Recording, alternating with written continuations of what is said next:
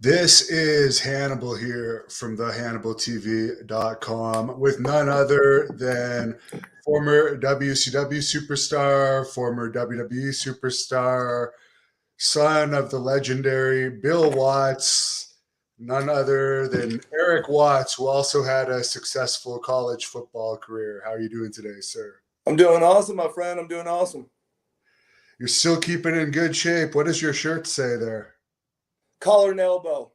Al Snow's company. Hey, listen. Um, I saw him. I think this is an older shirt because my dad and I were at WrestleMania, New Orleans, a few years back, and only time I've done a father-son autograph session with him. And Snow came by, and I mean, I grabbed merch as fast as I can. He hooked me, my dad up, the whole thing. So God bless him. That's pretty good. And I understand your dad had you working for him pretty young, doing many duties for Mid South Wrestling. But what are some of your earliest memories of growing up the son of Bill Watts before you even started working for him? Before I started working for him, probably the craziest memory was my dad was known. Uh, my dad was known to be a hard person in the ring as a boss, but he also, his early days, he was known as a ferocious person in the streets as far as fights. And so my dad had all of his kids do certain things. Like I played football, but it was mandatory that we punted and kicked so that when we get in a street fight, we could kick someone in the face, harder and the ribs harder. He wanted that leg strength good.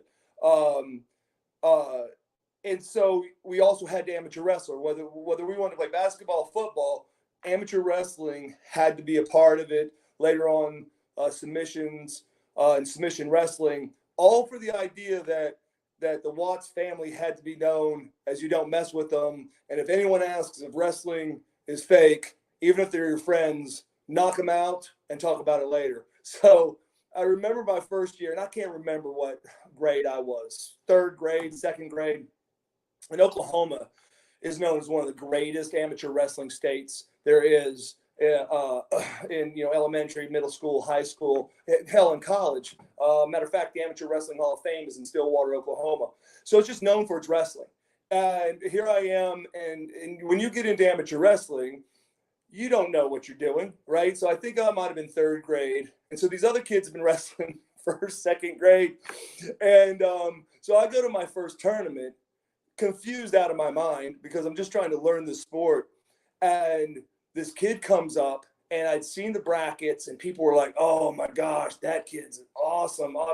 So I'm nervous. I'm getting ready for the match, and this kid that was known as a really good wrestler already that young came up to me and goes, "Is there any way that you don't do that Oklahoma Stampede thing on me or Brain Buster? I'm scared to death." And I looked, I'm like, no, we're good. Thinking, ooh, I mean, I got this guy. That kid kicked my butt. Because I didn't know how to wrestle yet. This kid, whatever grade it was, third grade, he'd already wrestled for 2 years and just handed me my ass. And I was just thinking to myself, I'm like, oh no, this isn't going to be good. I mean, if everyone my first few years thinks that they're wrestling Cowboy Bill Watts' son, like Cowboy Bill Watts is go on the mat, or I know something more than they don't, I'm in trouble. So that's one of my first pushes right in the center of the world. Did your dad get you a private amateur wrestling coach at all, or have a guy like Danny Hodge work with you at all to help make sure that you would do better in future tournaments? Wow, you know what? Great question, my brother. Okay, so let me give you a few things. First of all, I can't remember what grade we were in. There was sometime around the sixth grade. My dad got a call from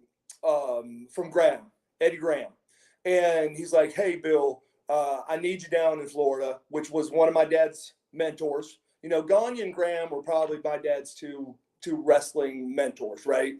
And so he said, "Hey, I need you down here. I need you to book. I need you on some shows. The gates aren't doing well." And my dad just grabbed his kids and unenrolled us in school. We drive out to Florida because my dad's like, hey, my territory was doing great. I can book from, long distance. We're good. I'm coming in to help. And we get down there. And so my dad takes us to this dojo and introduces us to this guy named Hiro Matsuda.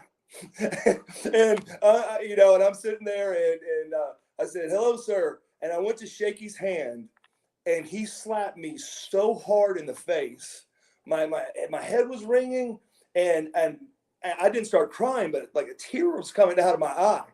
And he said, Bill, I don't know about this one. I don't think he's tough enough.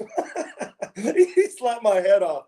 So when I got there, so Hiro Matsuda worked with me, but I was also blessed because I don't know if you ever watched Mid-South Sports or Universal Wrestling. My dad was so big on promoting amateur wrestling as the step prior to pro wrestling that even at towns and Shreveports in Louisiana and Arkansas, Mississippi, and Oklahoma, if there was a local amateur wrestling event, he would promote that event because he felt like it was also promoting pro wrestling. So I was always at Oklahoma State Intensified Wrestling Camp or Iowa Intensified or OU's. There were people that would come down and work with us. Sometimes he'd bring in some of the guys off the Olympic team. We had our own wrestling room with throwing dummies, crash mats. We had our own wrestling mat with a W because we called it Wattsland. My dad got mad at our high school one time and said, you know what? My kids are the best on your team. We're not wrestling for you anymore. Matter of fact, we're going to wrestle everywhere you are, and we're going to go independent as Wattsland, which was not the funnest thing in the world when your friends are showing up going, oh, great. So you're going to show up and beat us and not even say you're from Bixby.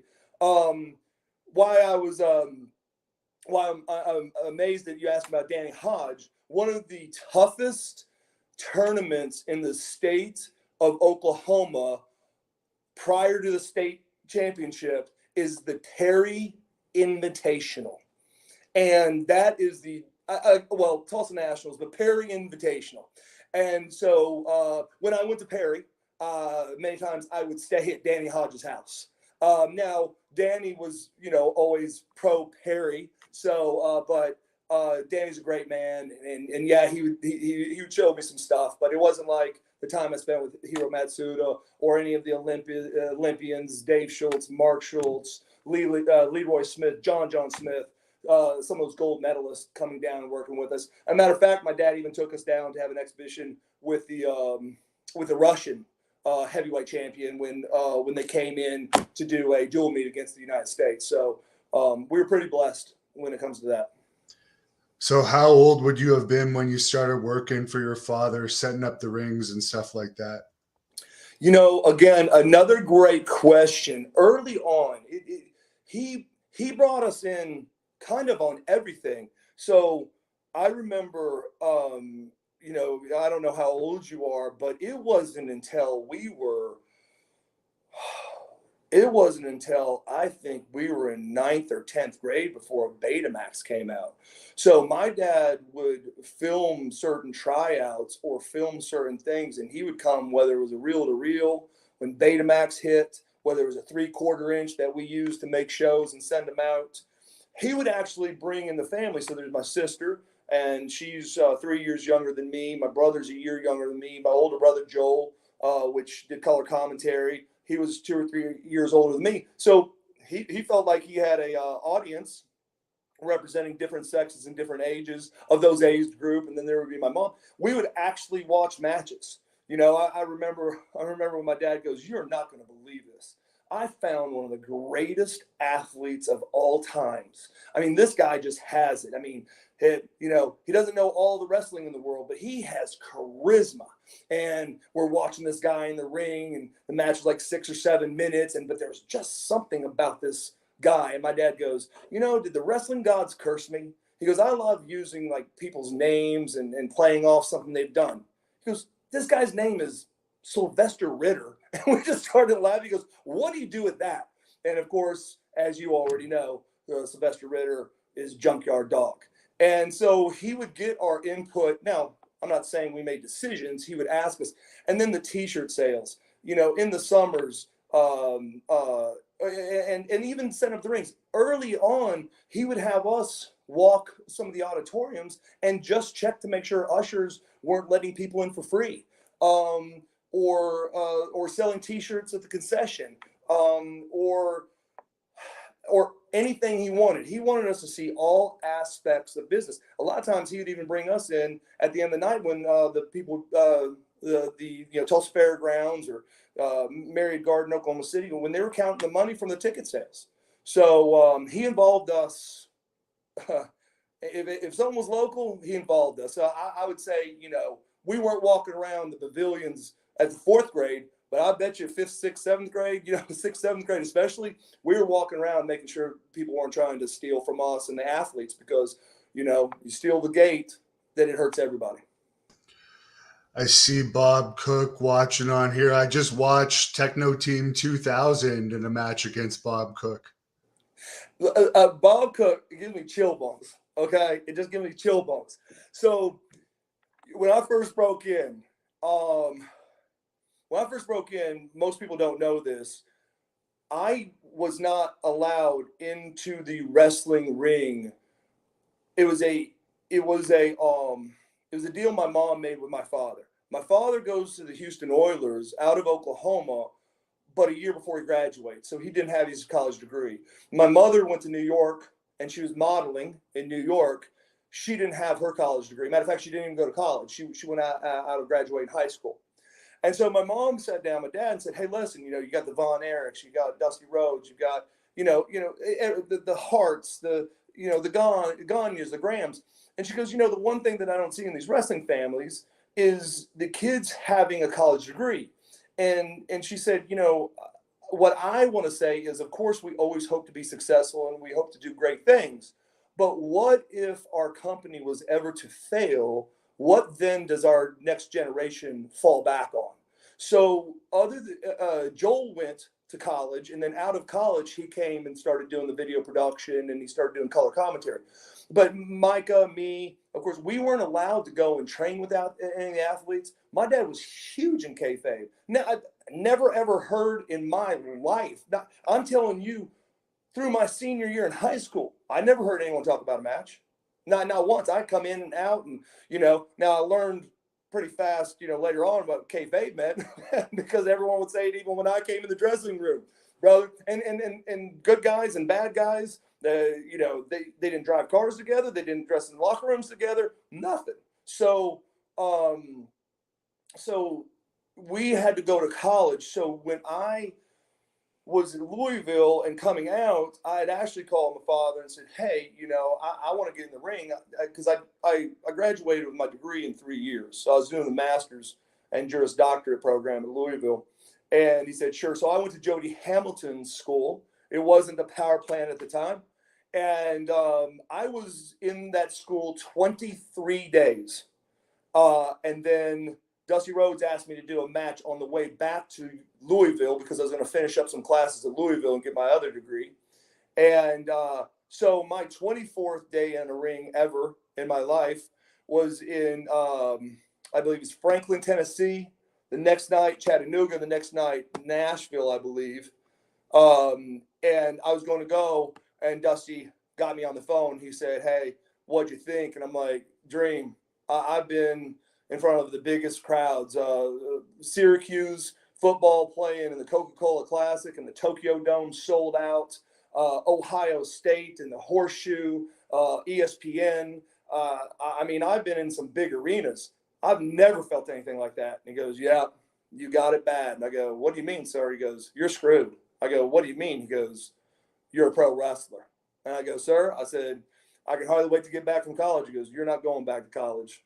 I need you tomorrow on Saturday Night Live. You need to get back to Atlanta. We got a contract." So I didn't have the matches you would think. So coming in as a college athlete, and even in my even in middle school and high school, my father was all about videotaping everything. And it was brilliant because I can't tell you how many times, I don't care how good you are. Well, in basketball, football, amateur wrestling, soccer, all the sports I played, a lot of times what you think you're doing and the position you think you're in to make a tackle or to make a pass is not it's not what you think. Or your footwork, you may think you have the proper footwork, or you do, or you think you're lowering your waist through the tackle with your head up, and you don't. Without, we call it the eye in the sky never lies, because videotape never lies. So coming in to WCW, I already had my camera and I'm taking videos and going over it. Well, my dad would call me once in a blue moon. He goes, "Hey, let's check out some of that videotape." I met with him 3 times in like 3 months, I would say, roughly, because I was already on the road about 25, 26, 27 days a month. And we never got past the tie-up. He would get so involved in the tie-up, and he usually would just rip me a new one for about 2 or 3 hours, and then like, oh, let's do something else. But I was telling him, I'm like, "Dad, I got to be honest with you. Learning a lot of the basics. Hip toss, backdrop. Coming off the top rope, taking the turnbuckles. I got it. But this whole punching thing, this whole punching thing, Dad, is not good." And he goes, "Well, first of all, baby faces use it too much. You shouldn't be punching in the first place. You should be using forearms." And I'm like, "Well, Dad, I got it, but there's a lot of people punching." He goes, "Don't watch them. Those people don't know what they're doing, because now you're doing it in front of the ref. Now you're killing the cop out there. If there's no cop, then why don't you just punch all the time?" And blah, blah, blah, blah. And he's going into the whole thing, and I understand it. And so I think I was in the business for about maybe 2 months. And I'm like, "Dad, I got to learn how to do these punches." And my dad goes, "Well, I'm going to get you the best kid in the business." And we were down at Center Stage, Atlanta, Georgia, doing Saturday night TV taping, and he pulls me. They have a laundry room backstage. He pulls me into the laundry room and goes, "Do you know Bob Cook?" I go, "Oh yeah, yes sir, I know Bob Cook. Of course I know Bob Cook." But I mean, I wasn't on the road all the time with him or me with him. He goes, "Bob is going to teach you how to punch." And brother, man, that poor guy got hexed because he was trying to show me. And again, I'm not taking anything from anyone. Bobby Eaton, there's so many people that have incredible punches, but I will let you know that from WCW to WWE to All Japan to Catch Wrestling in Germany, anyone that knows anything about a punch, there is one and only one greatest punch in the business during our generation, and it's Bob Cook. Guys would line up, and I don't care whether it was Lex Luger or who it was, if they had a match with Bob Cook, they were looking forward to selling that punch better than anyone else. I mean, you would sit back and watch the monitors to see how awesome the punches were. And so that's how well known he was. But I'll be honest with you. He took me, he said, "Hey," he showed me a few punches, and he goes, "Now let me show you, what we're going to start." And he took a metal door and he opened it up. He goes, "I need you to punch at that about 1,000 times a day. Find a metal door or a hard wood door and throw punches. Because let me explain something to you. You'll only hit that thing so many times, and we've got to protect each other. So if you can't throw it perfect on the door, don't throw your punches." So Bob Cook is the man. And no, I was never even close to Bob Cook throwing a punch. For Mid-South, we always hear about the various backstage fights that happen because apparently your dad didn't necessarily discourage them. Were you around during any of those incidents? The one that I will always remember, it was Butch Reed and the Barbarian, John Nord, the Barbarian, right? So the Barbarian and Barbarian, I'm 6'6". It seemed like that guy was 6'7", 6'8". He used to be a cop and just jacked. And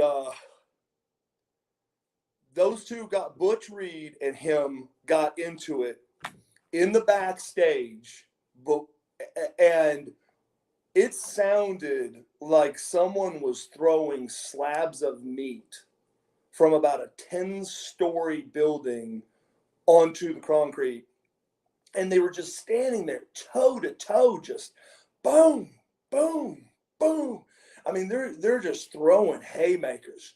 And from what I remember, Butch knocked him down. Now he's on Barb, and he's nailing Barb.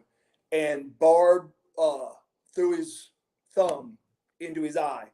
And Butch said, you got your thumb in my eye. And he goes, I'll pull it out. He goes, you got your thumb in my eye. And it stopped. My dad lost his mind. He lost his mind.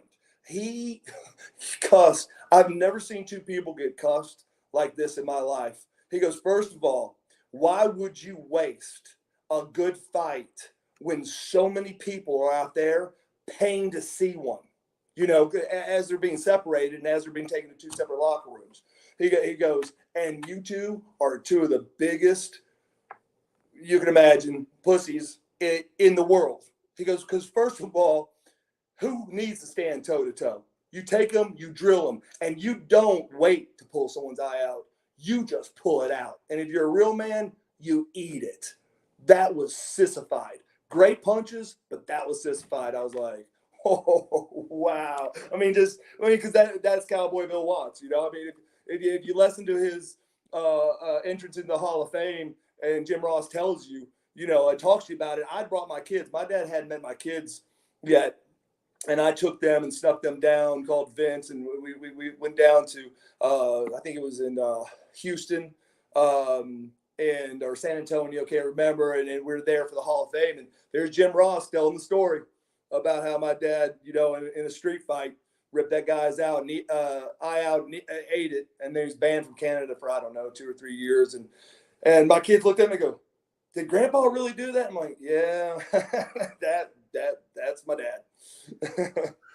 For the one with Sting and Dick Slater, is it true that Dick Slater actually flushed him down the toilet, or is that all hearsay? Man, okay, here we go, right?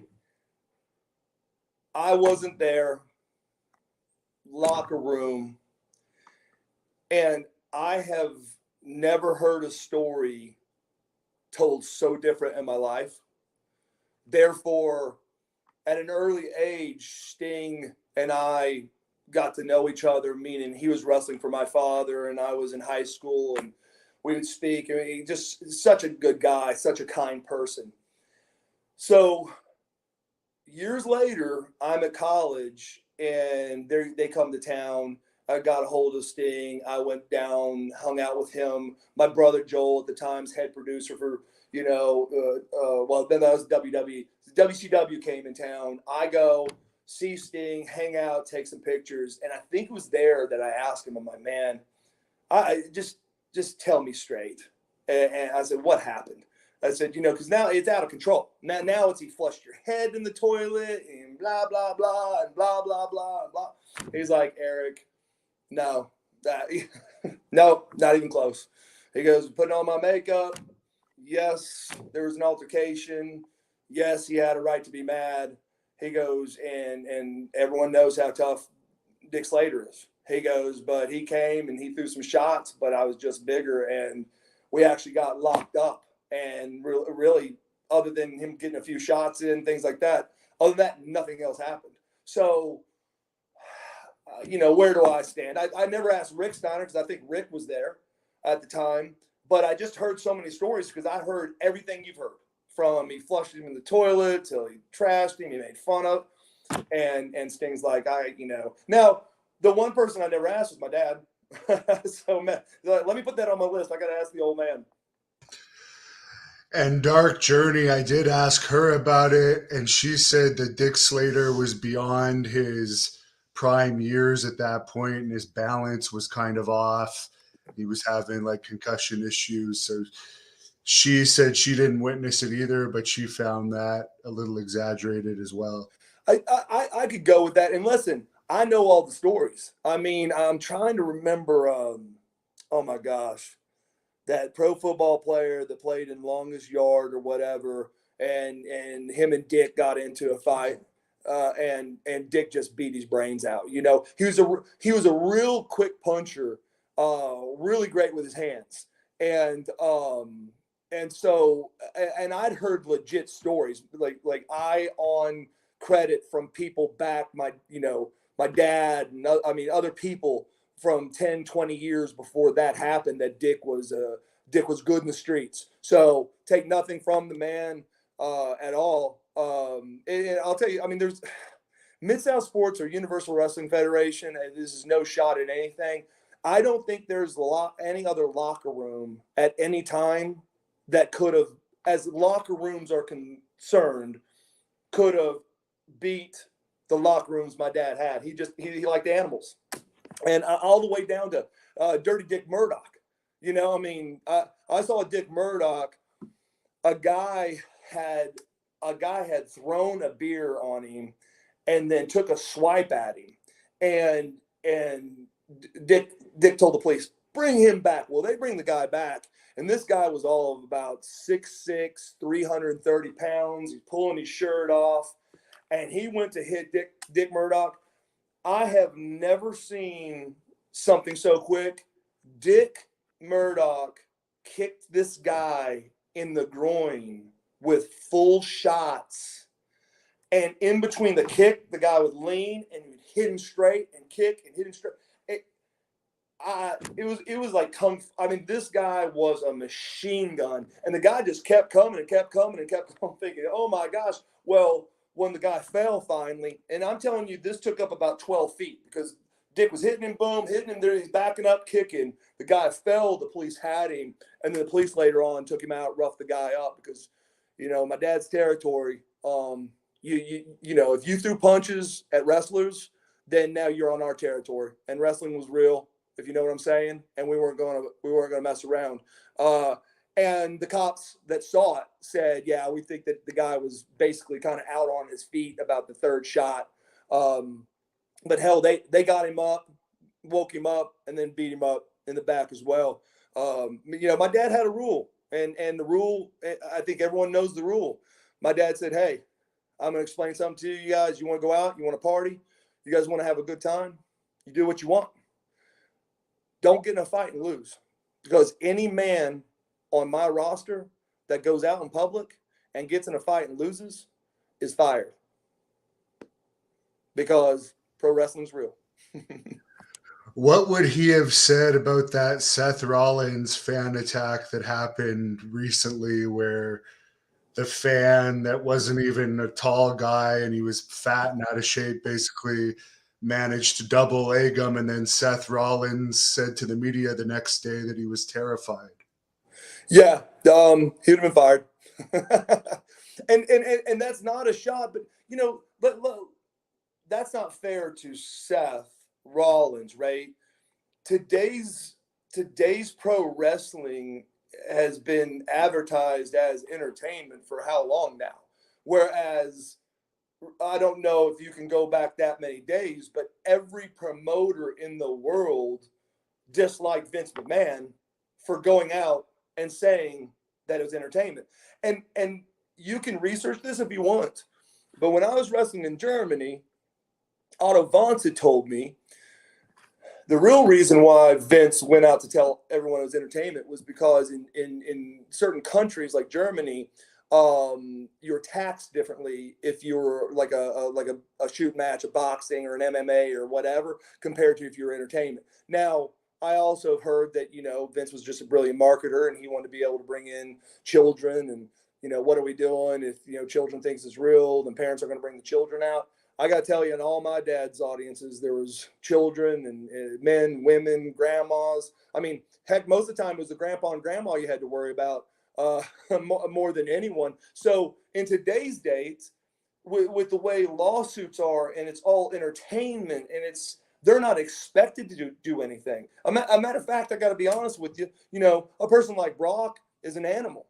You know, he's an amateur wrestler, UFC. He wouldn't care Vince said. He would have pummeled and beat that guy half to death.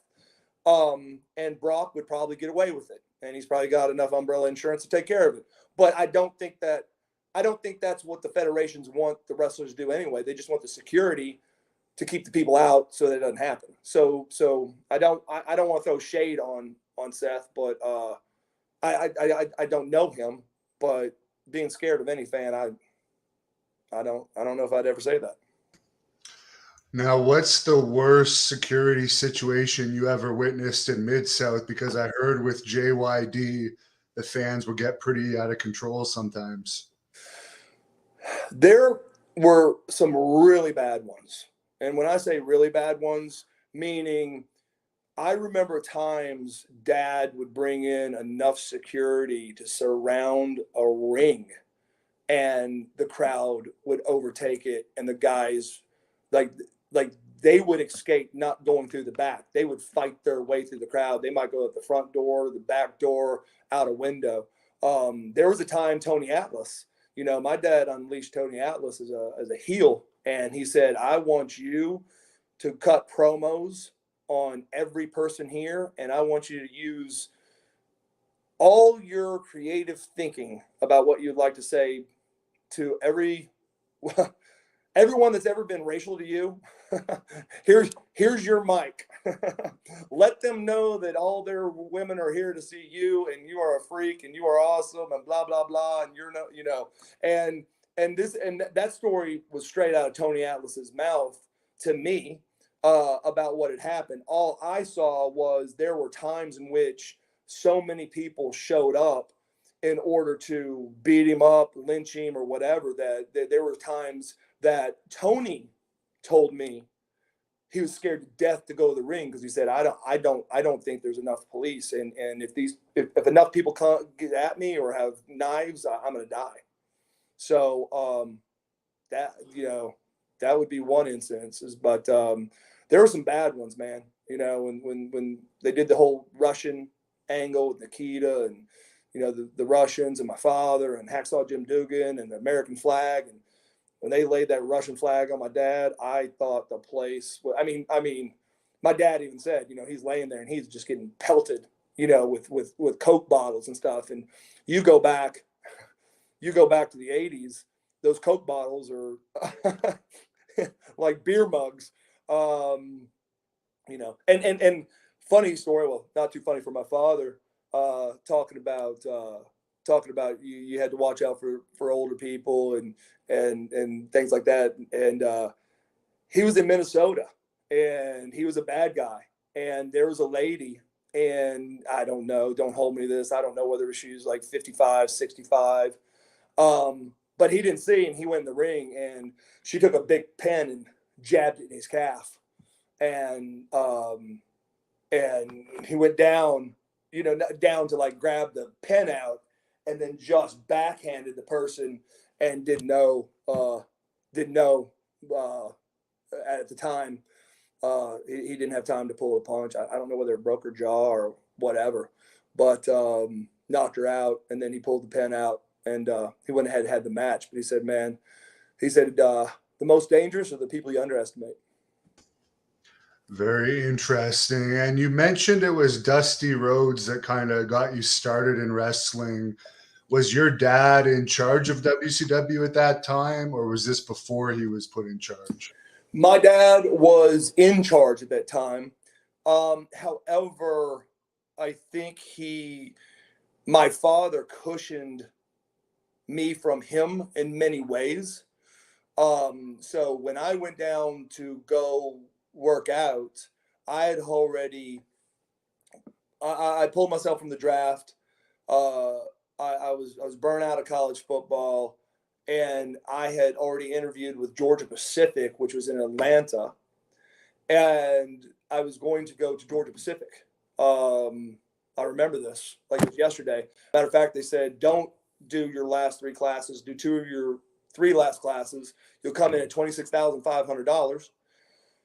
But Georgia Pacific at the time had a deal that if you get your master's while being at Georgia Pacific, not only will they pay the classes, they give you a $9,000 raise. So I was going to hold off on my thesis class, do my other 2 classes, go Georgia Pacific. So when I went down to the school with Jody Hamilton, my idea was to get in the ring and see what it was like to be in the ring. Now Sarge and Jody, they said, "Hey, how long can you stay?" And I think I said like 3 weeks or so, and they said, "Okay." Well, son of a gun, buddy. It was 8 in the morning, 6 of the night. Many times I would go, back to the hotel and just wash the blood off me. Because man, those ropes tore us up and all that. And I'd get my gym gear. A lot of times I'd meet Sarge out, or there's a pro wrestler. I don't know if you remember Ice Train, Harold Hogue, one of the strongest men in the world. I actually met him at a Gold's Gym, and that's kind of how he started going into pro wrestling. Or that's kind of how the name started getting around. I mean, he was a hell of an athlete. And then you'd eat, pass out, and you'd be right back there. There was no time off. I mean, they ran it kind of like a 2-a-day or 3-day football. And I wanted to have I wanted to experience the ring as much as possible. But, so many of your guys, I mean, this, they go years to training schools, or they have hundreds of independent matches or whatever, before ever having the experience to have a shot. And so you would understand how much are you doing in 23 days in the first place. I mean, you got to learn to run the ropes. You got to, I mean, I don't know even what all I know most of the moves, but I don't speak Carney at that. I don't speak Carney at the time. I don't know how to call a match. I don't, I'm not an idiot. You kind of know the psychology per se, of matches, but yeah, none of that was talked about at the Watts household. He wasn't going, "Hey, there's a baby face, and then there's a high spot," and my dad never talked about that. So if you can wrap your head around it, which I know you can, in 23 days, brother, I was blown away when Dream said I didn't even have anything to wear. I had some boots, and I had, just for the hell of it, I had brought my football pants that I'd cut off as gym shorts, and I had a whole bunch of gym shorts. And so I didn't even know what I was going to wear to the first match, which is hilarious because I get there and no one knows I'm going. Sarge they send Sarge so that I would be with someone, that I'd been around. And I get there, I'm like, okay, so I don't know. I'm not with the guys. Don't talk to the guys. And I got my bag, and I'm like, "Hey, where's the guy's dress?" And got there early, and they're like, "Good guy or bad guy?" I'm like, "Good guy." I know Sarge is a bad guy. Well, I go in the locker room, and who do I run into? Rick Steiner. He goes, "Oh, no." And I've known Rick Steiner since I've been in high school. And I'm like, what do you mean, no? He goes, "What are you doing here?" I go, "Well, I mean, they're going to let me have a match." He goes, You're not dressing in this locker room. You got to pay your dues." I said, "Yes, sir. Where do I need to dress?" He goes, "In the concession stand." So I was sitting there. They got popcorn. There's 3 or 4 old ladies getting everything ready. And I'm sitting there, trying to hold a towel, get my pants on. Yeah. So my first 3 matches in all 3 of those cities, I dressed in the concession stand. So now I understand WWE is going more for the former athletes like you, even though you grew up in the wrestling business, so you understood it before that. Do you think this is going to be a good hiring practice to get these athletes with no experience and kind of throw them in there like they did with you? Okay, so no experience, yes, I understand that. Let me say this, being very careful. Most of the things that I know or knew, most of your second generation wrestlers wouldn't know, because I came from learning the business, from the ticket sales to this. I mean, I knew what was involved in the business as a business. I could also understand reactions of crowds and expectations and things like that. So let me say that I wasn't an athlete worried about, "Oh, well, I'm gonna fight for this in my contract, I'm gonna fight that." They're not even thinking about how many fans show up, what can we do for the business, how do we how do we handle ourselves in the airports and the cars and the, blah, blah, blah, so that's a little different, right? But let me use a prime example to you. My son and my daughter went to school at Etowah High School with Rick Steiner and Scott Steiner's kids. And Bronson was a beast football player, and then he went to Kennesaw State to play. My son went to Kennesaw State University, but he wasn't playing football. And this kid is just a beast. He lives and breathes health and fitness and working out. And he is around his father, and I'm sure his father is sitting there teaching him and training him and talking to him.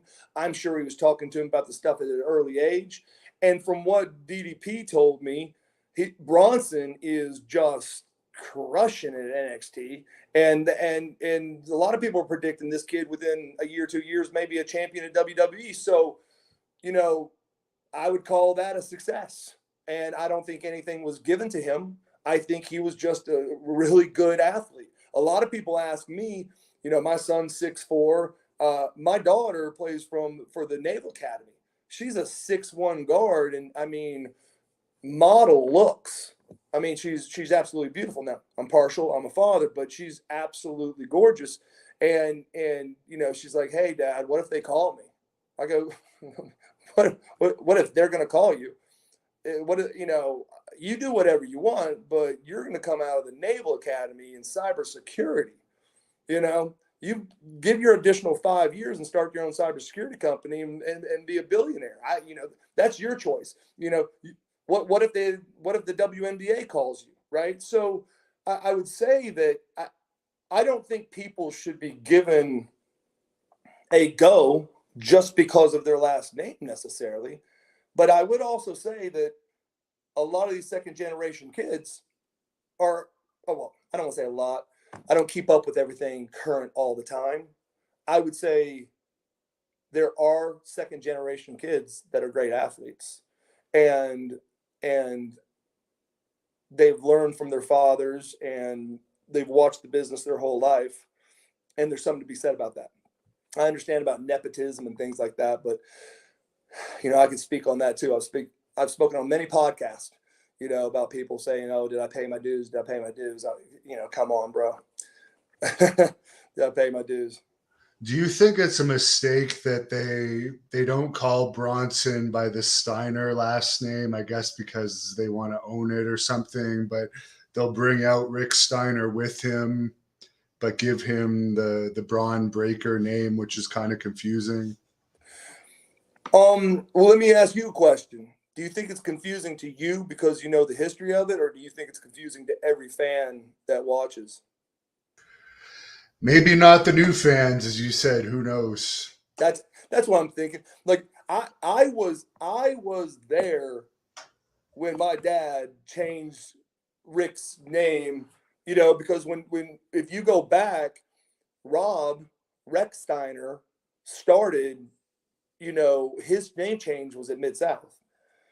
And it had to do with he was a great heel, and from what I understand, he was getting his car tortured, and people found out where he lived because they could look him up in the phone book or whatever, and so he needed a name change. So he moved and did a name change. My dad just split the name instead of calling him Rick Steiner and made it Rick and Rick Steiner. And I know Scott hated it because he didn't know my dad. He's at Michigan and hated the fact he thought it was a slap in the face to change the last name.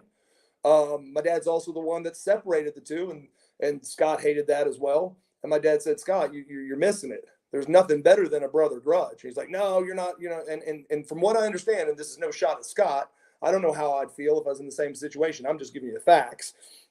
Scott was ready to walk out, and Rick was the one that talked him through it. From what I understand, and said, "No, he's led me this far, and let's do it." And to be quite honest, as they split, they both individually made more money than they were ever going to make as a tag. And everyone still saw them as a brother. So they could always tag. They always had Japan. And so my dad was exactly right. But what I'm trying to say is I don't know who owns the name Steiner because I've never asked Rick. Whereas Dallas Page, his name was Falkenberg. And when WWE was buying WCW out and they were taking over the guys to WWE, you know, it was Nash and it was DDP and a few others that were the last holdouts. Dallas made sure that he changed his name on his birth certificate to Dallas Page, just so Vince couldn't take the Dallas Page name. So I do not know what Vince has as far as trademarks, and if he doesn't want to use the Steiner name because he's thinking generationally. Well, in 2 generations from now or 3 generations from now, if Bronson has kids and they're wrestling, what's their name going to be? And is it going to be something that Vince owns? So, you know, Vince is a visionary, and he doesn't think about just today, no matter what anyone says. So I have no comment on that. It's kind of like Kevin Nash being Big Daddy Cool Diesel. As far as Scott Steiner's heat with your dad, I remember he told me when I interviewed him, he left WCW because of a disagreement he had with your dad. Did your dad ever tell you his side of it? No. This may sound odd, right? I've heard so many stories, you know, war stories and stories of business and the life of business and all these other wrestlers. However, my dad's never really been one to come home per se and talk about. He's not telling a story like this guy came to my office or this guy was unhappy, because my dad doesn't care. He could care less how someone feels about his vision, but that has nothing to do with Bill Watts. That has to do with, if you're a true leader and you're in a leadership role, then you can't have more than one captain, let's say, right? I do remember a story that Kevin Nash was getting a raise at WCW. And Kevin, I believe, told me the story. And he was happy with the raise he was getting. And he went to my dad, and my dad said, "Yep, you've earned the raise." He goes, "But here's the deal. I wasn't here the whole time before you got here, and literally you have been beaten by everybody and a few mascots." He goes, "You are an unbelievable specimen. You're 6'11". You don't add anything to your soles of your shoes, because you could be, you know, Sid Vicious and all these people had big soles. Look at Kevin Nash's; they're like flat as a pancake. He's 6'11". I used to watch the guy leg press 20 reps with like 18 plates. He's strong as can be. He's a specimen. My dad said, so how does this go for you? So just because you're going to make, you know, $150,000, $200,000 more this year, but we're going to use you in the same role you're at because you're here and everyone knows you as the person that's getting their butt kicked all the time. No, I mean, and I'm not saying all the time per se, right? But I'm just saying he wasn't dead. He said, this is what wrestling is. You have to leave to come back, because when you go to the next place, they won't know what you did here. And of course, I understand people watch WCW, right? And so he said, "I'll offer you the contract. I am demanding you leave." Now, I don't know what the stories are now, and I really don't care, but that's the story. That came out of Kevin Nash's mouth to me.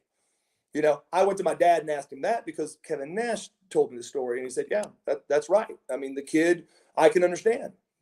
You know, you're loving the raise you're going to get because you're just thinking about the money. But, you know, back then, what was he going to get? A $350,000 guarantee?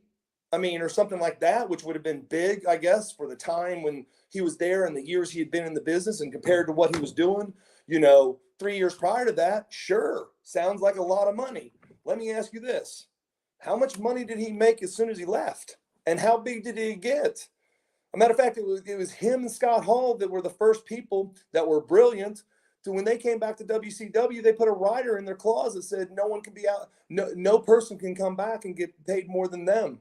I think there was like one person, like Hulk Hogan or something like that. They had them. That's an old like sports trick, like you'll see in the NFL. like this quarterback has to be, have to get the equivalent of what someone in the first 5 highest players are, or, things like that. These guys pulled that off. Kevin's a brilliant dude, and so those are the things. But I can't tell you how many times I introduced myself to the Macho Man. I didn't know Macho Man, and I was talking to him, and he just started telling me story after story. Sometimes I'd go back and say, "Hold on, Dad, is this how this happened? And you did this for this guy, and da da da." And he's like, "Oh yeah, where'd you hear that?" Hey, that's how it was. I was with Animal, 6 years ago, 7 years ago, and I knew Animal, and we talked 1,000 times, and then he was sitting there telling me, he was like, "Hey, your dad, when he came to me about doing our gimmick, I think whatever it was the Road Warrior, said, watch the movie. I want you to cut your hair and tell me something and why, and I want it to be, kind of themed on the story." He said, so Hawk did it this way, and I did it this way, and we plugged our head in and said, "Oh yeah," and that was all from your dad giving us an assignment because he wanted us to be a part of it. And a matter of fact, he was sitting right next to me saying, "Hey," at the time, whatever it was, I forgot where I was at, North Carolina. Shoot, it might have been 10 years ago. Someone asked me to go out there and do some autographs. I ended up actually wrestling in a match. And they brought in the Four Horsemen. I think it was Flair's 55th birthday, 60th birthday, whatever it was. And he's sitting there saying, "Hey, do you think your dad would help me?" He goes, "I'm really close to dealing with the NCAA and trying to, because the Georgia Bulldogs, they have the spiked shoulder pads and all that." And he goes, "But I truly feel that we made them famous. And there's other people, and I think we can take this to pro football." And I think with the right person behind us, we can prove that was our idea, taken from our identity, blah, blah, blah, blah. Would your dad work with me? I said, let me do this. Let me call my dad and ask him if I give you a number. Because I don't care who comes and asks me. I don't just say, "Sure, here's my dad's number." I call my dad. "Do you mind?" Even when I know that he doesn't care. I give the number. And I'm sure they spoke on it because we were at our autograph session. He told me the whole story. My dad never told me how the Road Warriors came up or didn't come up, or anything like that, right? So just to hear all the people he influenced in this business, and then to hear it out of their mouths, it's just mind-numbing. I don't care how people feel about him or don't feel him. He's just one of the most brilliant people. And when you're around Vince McMahon, or when you're around Jerry Jarrett, and they're sitting there talking to me, and they're talking about my dad as a legend and maybe the best booker of all times, and da da da da da da. When you're hearing it from people that he competed against and then worked with and worked against, man, when you've got those people talking about Bill Watts, then it's pretty awesome. Speaking of Ric Flair, could you go over some of your experiences with him over the years? I'm sure you ran into him in WCW in both your first and second runs. Yeah. Yeah. Well, okay. First of all, Rick's a legend. He's a legend, right? And he's a legend. So some of the things are, personal. Like my dad, when we were growing up, one thing he would talk about is finance. And he talked about retirements and 401ks and Roth IRAs and SEP plans and I bonds. I could talk to people about I bonds, and 90% of the people I talk to don't even know what an I bond is or why you would buy an I bond. Well, let me tell you what, your financial planner is not going to tell you how to get in. It's an inflationary bond, and they're not going to tell you how to get it or show you how to get it because they make no commission because you have to buy it from the U.S. government. But they're making about 10% right now. Anyway, enough about that.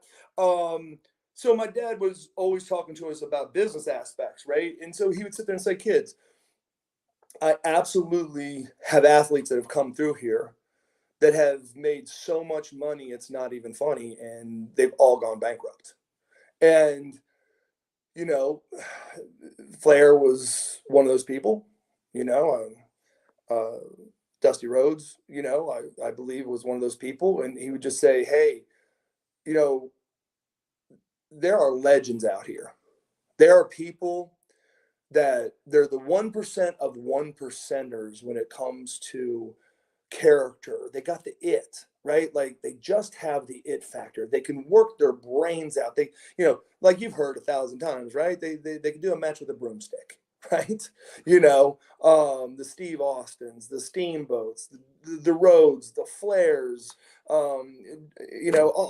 there's just these people, The Rock, there's just these people. But he said, son, that's part of it. That is one part of it. That's one part of it. The other part is, how do you treat your body? How do you maintain your body? And then how do you take and invest and keep or grow the things that you fought to do in business? Because if all you wanted to do was get in your underwear and be famous and have nothing for it, then we got to think about your IQ. Okay? And I've hung around Dennis Rodman a few times, and he said, I came into the league broke. I never planned on being rich. I'm gonna leave the league broke. Well, Hannibal, call Dennis Rodman and do an interview with him. Because that's easy to say when you got millions of dollars, but he's broke, right? What is he doing? Trying to barter some stuff with like the guy in China or North Korea or some shit? I mean, so honestly, I personally know, and Dennis Rodman is a good dude. Dennis Rodman is a cool dude. I've hung with Dennis, Carl and Electra. And I was on the plane when we went to pick him up, to go out when I was training Rodman and Leno and Carl Malone. We were flying into Las Vegas, on the Lear. When we get the pilot says, Bischoff, I need to talk to you. And he's like, what? And he goes, we've got to go to Reno. And the Bischoff's like, what? Why we got to go to Reno? Because Dennis Rodman got kicked out last night from Vegas, banned from Vegas, So we diverted and picked up like 6 of his friends and Carmen Electra and all that. Why I'm telling the story is I'm not talking bad about people on a legend of wrestling from an in-ring workability, character ability, the best of the best of the best. Okay? The best of the best of the best. Out of the ring, financial, relationships, not everyone was the best. I mean, look, Dusty Rhodes, TCW, he brought me in to train and to wrestle him on shows, the Last Stampede. Got his hat on right now. Great guy, treated me like a son, right? But asking about Flair, Flair has always been nice to me. When David Flair came in and they asked me to put David over, and David was like scared to death. Rick came up and he talked to me and he's like, hey, don't expect a whole bunch, but you know what it's like. And that's why I wanted to have a match with you. And I'm like, brother, no problem. Let's do this. And Rick came up afterwards and gave me the most vivacious hug and shook my hand and looked at me in the eye. And he goes, son, I've been watching you grow, but to be able to take a young kid out there and do what you did shows how far you've come in such a short period of time. One of the biggest compliments I've ever had in pro wrestling. However, I've been at some events, I thought I know the promoter real well, and things didn't go real good with Flair, like at that birthday party one. And so the stories I heard, I just shook my head, and I even heard the hotel manager come to the promoter the next morning because he's sitting with me. And, there was just some bad stuff that was done and bad business stuff. And that's all I can say. But I don't know exactly, but I feel like I know. So I'd rather not talk about it because I think enough people have said it. But personally, to me, Rick has done nothing but treat me fantastic. But yeah, there's enough stories about maybe him not being the best business person or the kindest business person. Like no shows and asking for more money before he goes to the ring and at autograph sessions. And so it's kind of like, my dad used to say, hey, if one person says something bad about you, 2 people say something bad about you, you might want to look in the mirror. 3 people say something bad about you, brother, there's no reason to look in the mirror. You better figure out what you're doing and change it. So let me just go with that. That should be able to answer your question on Rick. Yeah, well, now with the internet, it's very easy to find people saying bad stuff about you. But Yeah. Lex, I mean, and listen, the internet is the internet, number one. Number two, one of my favorite things of the internet, right? There was these guys when I first started, and it started when I started wrestling with Brian Pillman and Austin, and people like he doesn't deserve to be wrestling these guys, and then Arn Anderson stuff. And they would show up just to just heckle the hell out of me. And one of the coolest things in it it was hilarious. So I remember I was wrestling Austin, and Austin, it was actually a shoot night where Austin had been told that he was going to job for me. I think it was like in Charlotte, North Carolina, and Austin told, I think it was Grizzly Smith. He goes, "No, I'm not doing it," which in an industry standard, not because I'm who I am, and not because he was who he was, nothing like that. That is a very dicey move, no matter who you are, because of course, he wasn't Stone Cold yet, right? But he was incredible, Hollywood Blondes, and he just said, "No, I'm not doing it." And back in the day, if you said no, no matter what they asked you to do, your day's numbered, right? I was in a bad position because I'm like, "Hey, hey, I don't want let him beat me." And then I got the old Grizzly Smith, like, "You need to shut up or there's going to be a problem with you." And I'm like, "Oh gosh." So I'm walking off feeling horrible and going, "Man, this is a bad position. This is a bad position." From a business standpoint, you're supposed to do whatever the booker says, and they book it and you do it and you just do it, right? Um, from the way I was raised. From his standpoint, I understand, right? I mean, there's times. So Austin said, "Hey, I'm not gonna let him beat me, but what we'll do is we'll just do a Broadway." And so he goes, "Is that fine, kid?" I said, like I've told you, Steve, because me and him, I think we were very good friends. I said, "You can beat me with your finish out there. I don't care." And it wasn't because I knew it was gonna be Steve Austin. He was just a tremendous athlete. And when I say consummate professional and workout, and he lived it and breathed it and everything, he was just awesome. But again, here we are. And so the hecklers show up, and Austin is just so funny. So he's in there and he goes, "Oh, kid, I don't think I need to kick your ass. They're kicking your ass good enough." he's like, "So you're a baby face?" And he's doing all this while he's calling spots and doing stuff and wrestling at 5,000 freaking miles an hour. Him and Pillman, goodness gracious, and Steamboat, those guys could roll, and they wouldn't even breathe hard. And I'm like, dude, do me a favor, throw me out. He goes, "You want to go out?" I go, "Throw me right in the cage, right on the front row with those guys." He goes, "Why?" I go, "I want to talk to him." He said, "You're crazy." He said, he throws me out, and they're like, "You suck, you this, you do that." And one of the guy goes, "You threw 5 interceptions at Florida State," and he had it on a poster. And I said, "Dude, you're an idiot." As I got up there, they go, "Why?" I go, "Bro, I set the University of Louisville record in the history. I threw 7 interceptions. Get your shit right." And I fell back down and got in the ring. Every time we went there afterwards, they were chanting my name. Well, they got on the internet and said, "We came to hate Eric Watts, but he threw everything aside and he's a consummate professional." So, man, the internet can be so crazy because they can say some of the craziest stuff and the worst stuff about you. But what I learned was, it's kind of like the old Howard Stern, right? If people are talking good or bad, they're talking about you. So, yeah, it can be painful sometimes, I guess. Like I had a rule: if I'm riding with you, you weren't reading the dirt sheets, right? Because there was no reason, and to read them because you're not going to listen to them. We had guys that would just be depressed and dumbfounded about how these sheets and Meltzer, could talk so bad about them and blah, blah, blah. I'm like, dude, don't read it. These guys are making money for saying what they're saying. They're critics, but they have the right to critique.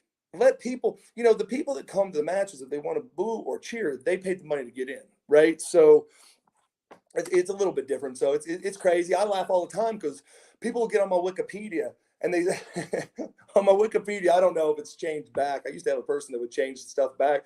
It's like, "Eric's from Amarillo, Texas."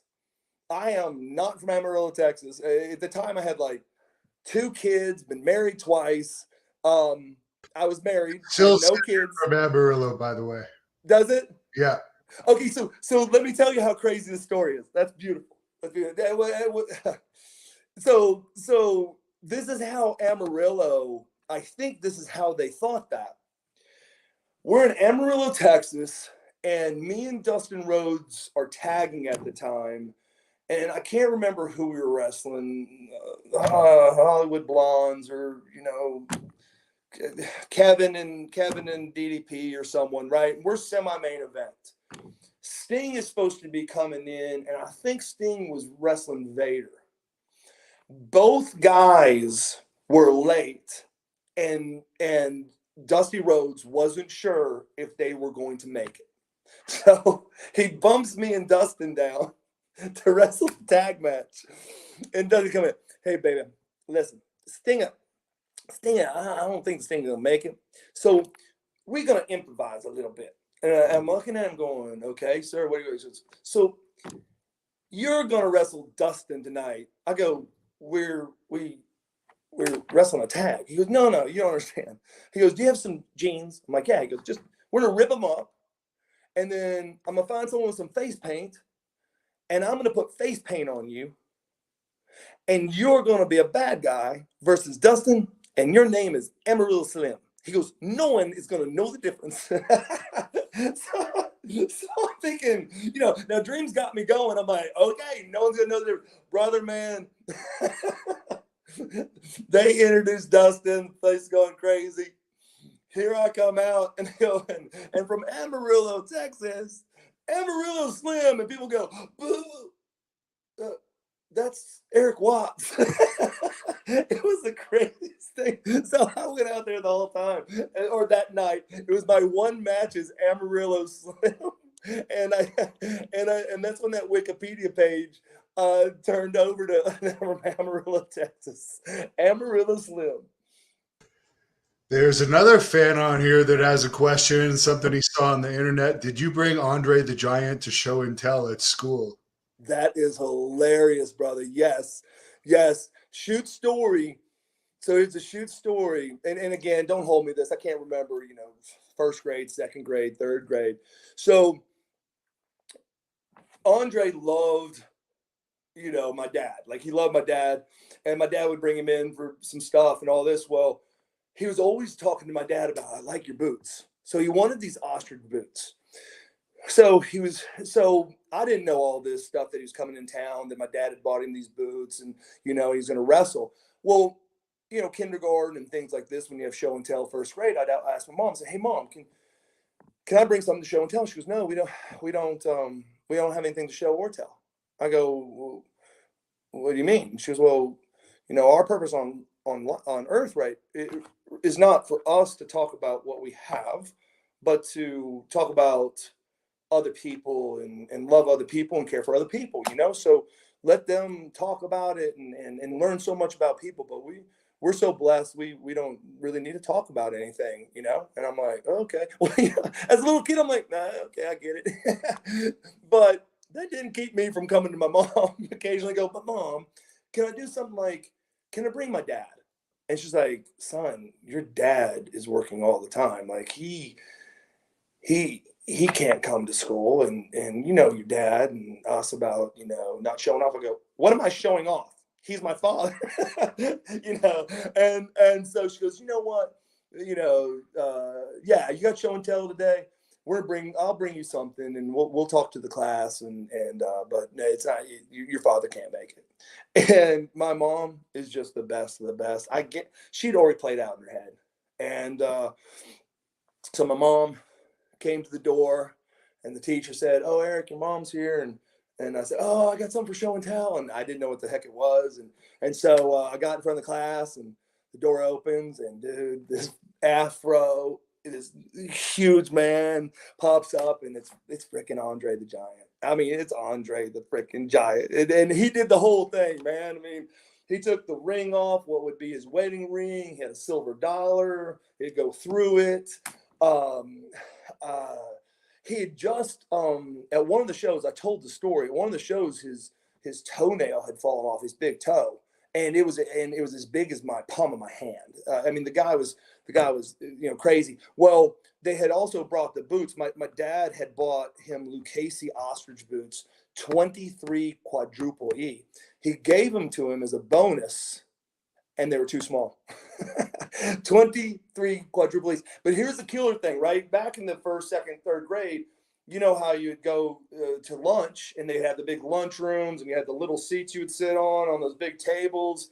Andre said, "You go to lunch?" I'm like, "Yes." And he went, and they had to bring him like a table, and he sat on the table and he put it in his lap, the tray, the fork, and he sat there and ate lunch with us too. And so, brother, man, if you do not think that immediately I was the coolest kid in the school and the world, I think, to me, in my mind, brother, man, it was done. It was done. He took his shoe off, and the kids, we go in there and put our feet in his feet, and he'd grab some kids by the head, just talk to them and cover their face.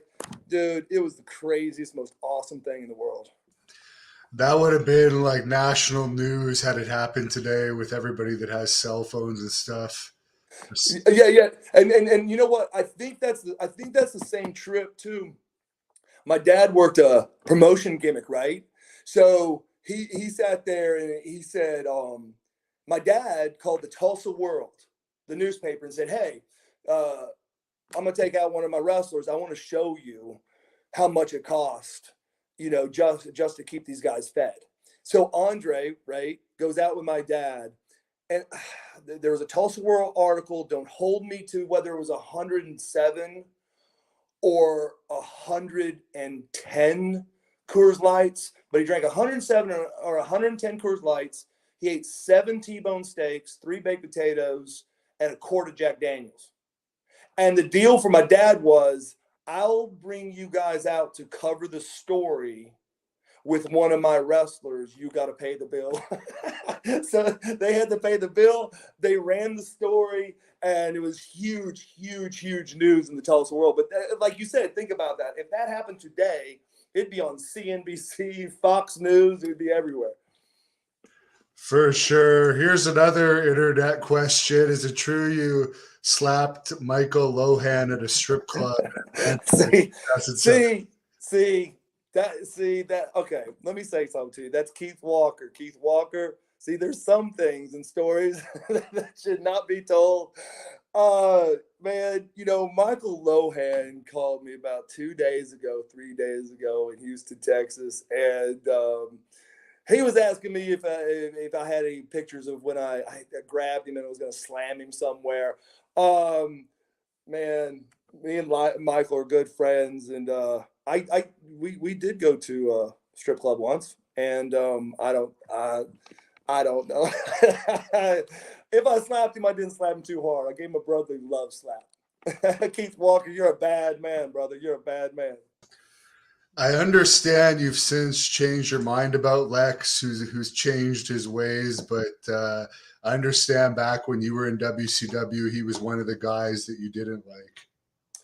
Yeah, it was brutal. It was brutal. I've told the story a few times. I'm sure, and as you tell it, right, it used to be so fresh, and I've got to say that I'm such good friends with Lex Luger. It's almost hard to tell the story now, even though that guy is so peaceful and so wonderful.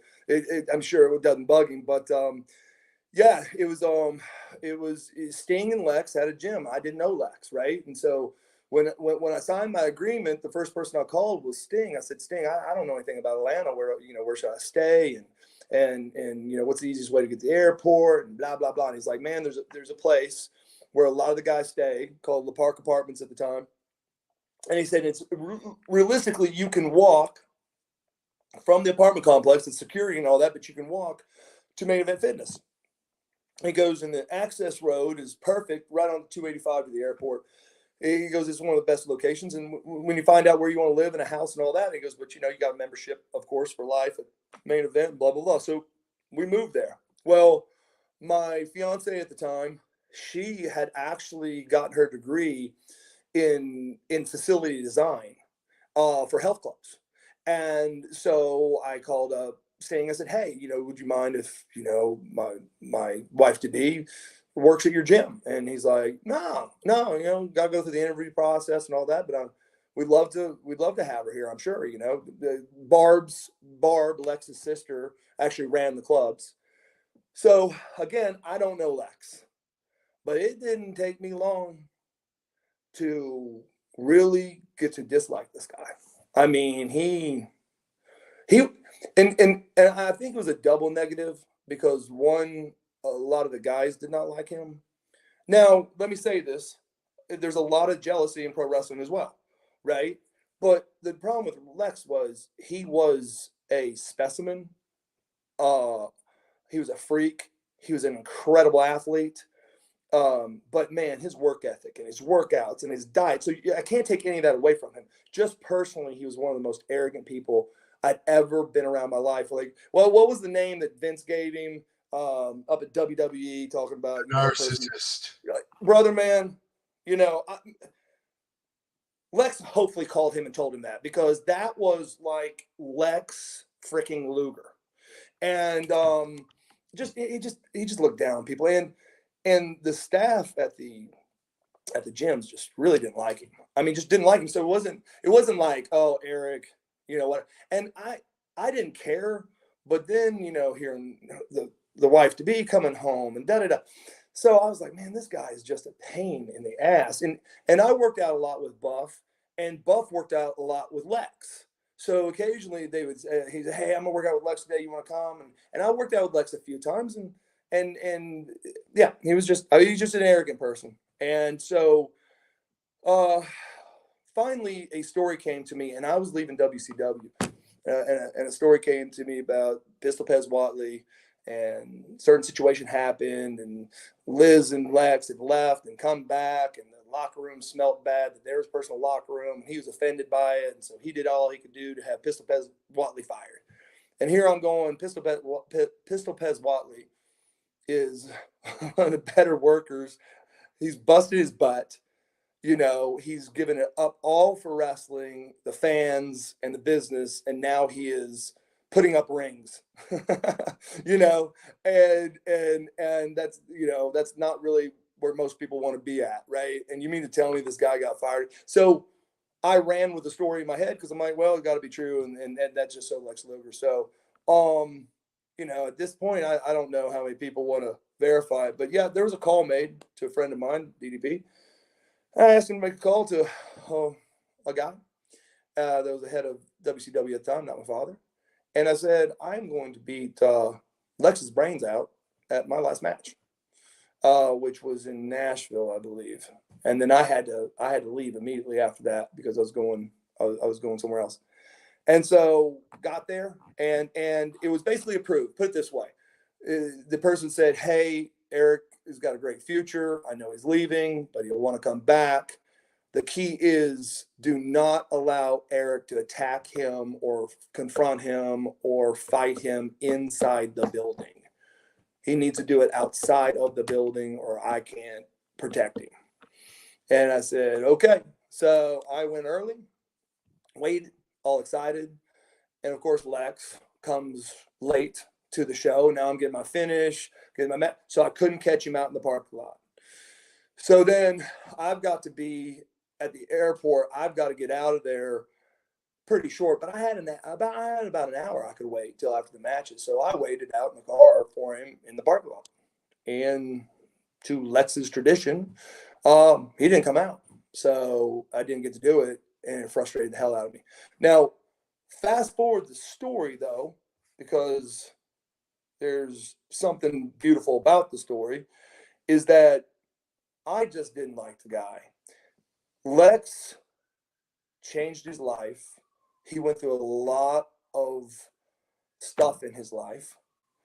And he's going through the whole Liz deal, divorce, and I'm going through a divorce, and me and him, of all things, end up at the exact same hotel. I don't know why.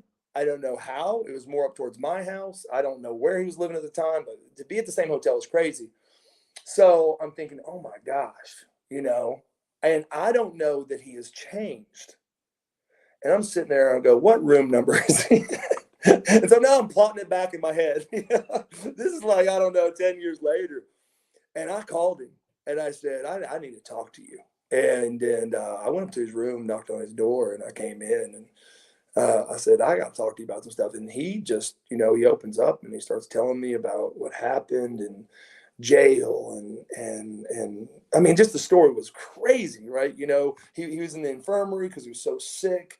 He's doing pills, and now he's not doing pills. He's in the infirmary, and the chaplain for the jail came to talk to him, and he was like, hey, listen, I don't believe anything about any of that religious crap, but I mean, if you can bring me some good food every once in a while, I'll listen to all your stupid stuff you want. Like that was so lax. Like he was making fun of the chaplain, and that guy would not stop going to see Lex and just kept on talking to him, brother Steve, and so one night he was at the hotel, and I guess when he got out, he hadn't changed his ways. And I mean, one day you need to talk to him. I think he felt he'd OD'd, and he felt like something was pulling him, and he was drowning in water, and something pulled out. And when he came out, he believed that he basically, Jesus or God had come to him, and he was on his knees, and he called that Steve Baskin at like 2 a.m. He said, I got to talk to you. I think I believe exactly what you believe. Come, you got to get, what do I do? Do I get saved? Whatever. That Steve Baskin and him became very good friends. Lex then eventually moved into a very nice apartment complex, gated, 24-hour, gym, just beautiful place. Well, I ended up moving in there because I'm going through my divorce. He's going through his stuff, the gym, everything. The access was great. Security was great. Well, about a year and a half later, Steve Baskin gets a promotion at his church, and they get a house for the pastor, and he moves in. So me and Lex now, I mean, we're thick as thieves. We're hanging out. We're great friends. And he came, knocked on my door, and he goes, hey, I got to talk to you. Steve's moving out. I can't have my name on a lease. This is an A property, and with my record, I cannot be on the lease. Would you be open to let me stay? You got 2-bedroom, 2-bathroom at the apartment with you. And I thought about it, and he said, think about it, which it wasn't a hard thing. I said, sure. So Lex actually moved in with me. So to tell you the story, which is kind of crazy, is one, before that happened, or in between times, I did a podcast, and someone had heard the story, and I didn't know Lex was on the telephone. And so I told the story, which I would have told anyway.